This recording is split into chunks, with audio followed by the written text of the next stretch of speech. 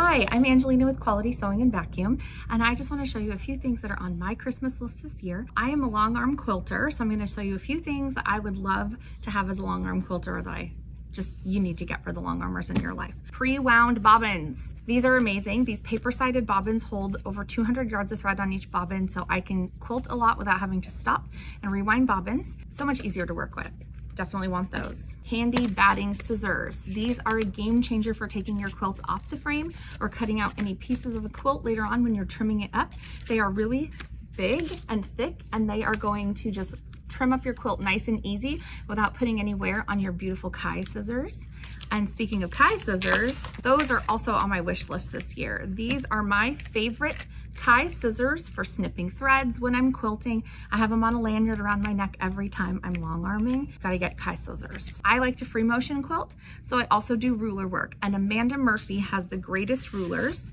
So these are Amanda Murphy's good measure rulers. What I really love about her rulers is the markings on them to line them up come in black and white. So no matter what color fabric I'm placing this ruler against, I can see the marking for lining it up for a continuous design. Another thing that I want as a long arm quilter is to get the wrinkles out of my quilt back without having to wrestle all these yards of fabric.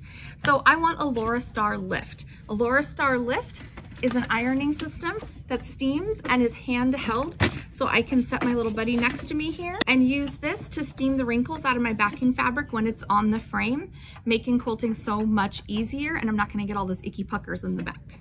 Speaking of steaming out our wide back fabric, I want wide back fabric. So you can go to your Quality Sewing and ask them for their selection of wide back fabrics.